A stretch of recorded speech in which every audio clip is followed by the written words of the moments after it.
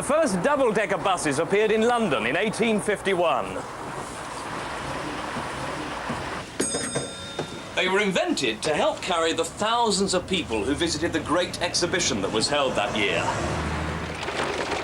The first double-deckers were rather different from those we see today.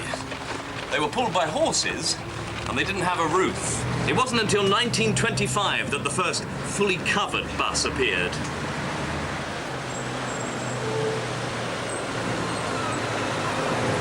Today, there are 3,500 double-deckers in London alone. There are 7 different types, and they can carry as many as 89 passengers. Most large cities and towns in Britain have double-decker buses. They're also used in South Africa, Australia, the Netherlands, Singapore, Hong Kong, and Berlin.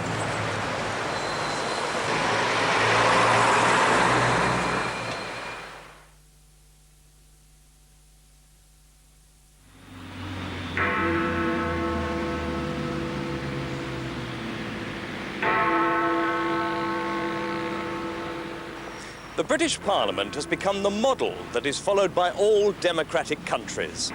It is the main law-making body in Britain and consists of 2 houses, the House of Lords and the House of Commons. No. It shouldn't be run for bankers and speculators. The House of Commons has 651 elected members.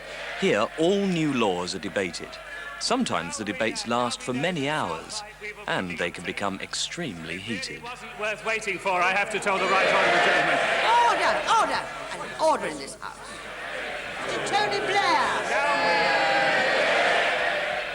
In 1605, there was an unsuccessful attempt to blow up the Houses of Parliament. The failure of the gunpowder plot, as it's known, is celebrated every year on November the 5th.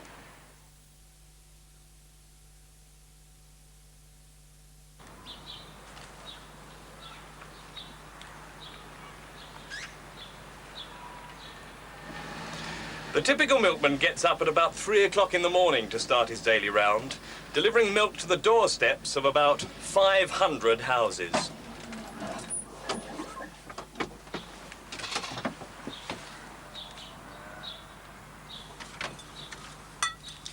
"95% of British people think that having milk delivered by the milkman is a great tradition which should not be lost. But only 40% actually buy their milk from the milkman. However, that is still 4.45 billion pints of milk each year.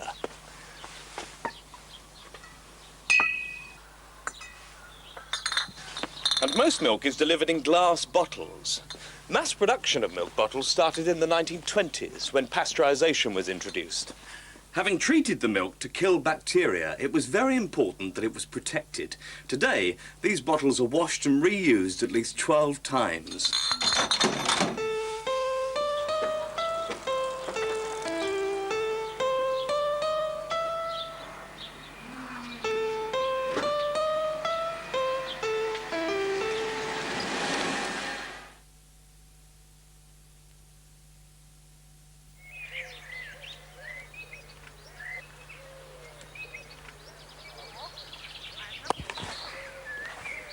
Cricket is a game played by 2 teams of 11 players.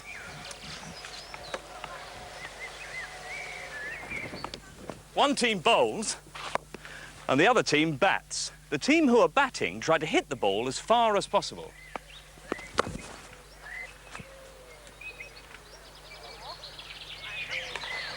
The other team tried to hit the wicket. Yes! Or catch the ball to get the batsman out. The winning team is the one that scores the most runs. The first known cricket rules were written in 1744, and the sports governing body, the Marylebone Cricket Club, known as the MCC, was formed in 1787. Cricket matches can last from an afternoon to 5 days for an international game, which is called a test match.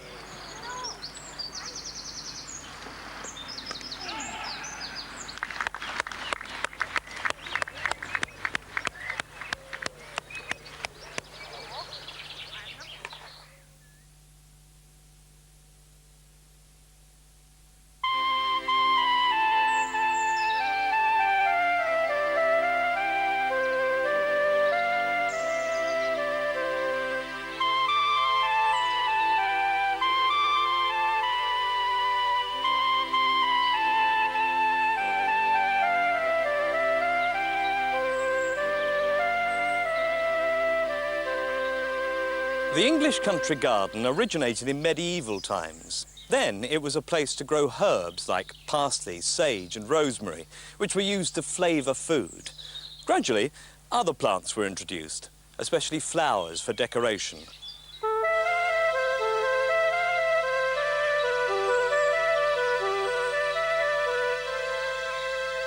Walls were built to give shelter to delicate plants, and gardens became more ornamental.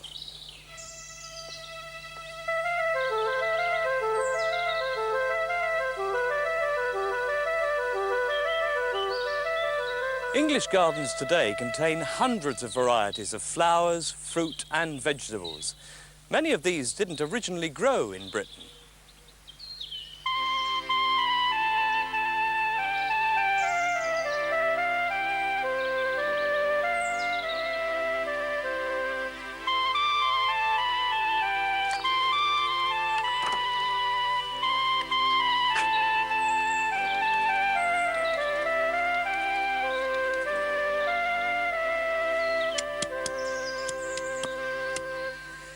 Gardening has become one of the most popular British hobbies.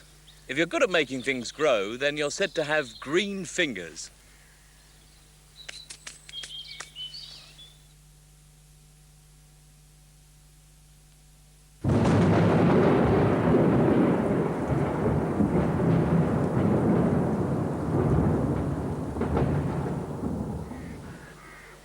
The British weather has a bad reputation.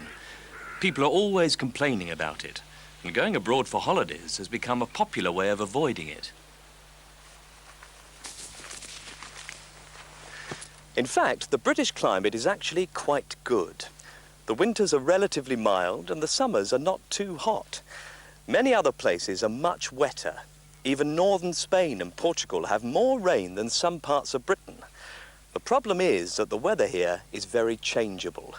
This is because Britain is an island on the edge of Europe and might receive wet weather from the Atlantic, hot weather from Africa, or cold weather from the Arctic.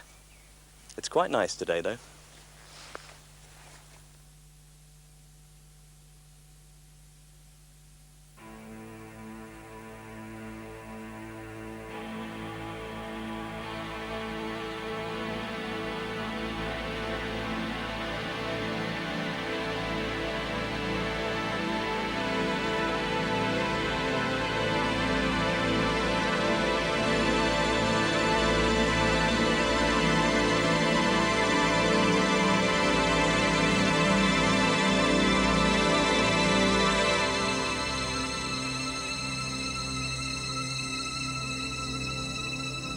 Stonehenge on Salisbury Plain in Wiltshire is one of the most mysterious prehistoric sites in Britain.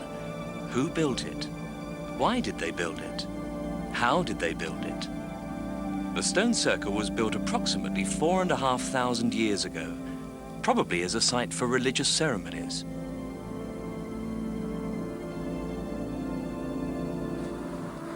Stonehenge may also have been used as an astronomical observatory. Watching the sun and moon rise over certain stones would have shown the exact time of year. These stones weigh nearly 4 tons.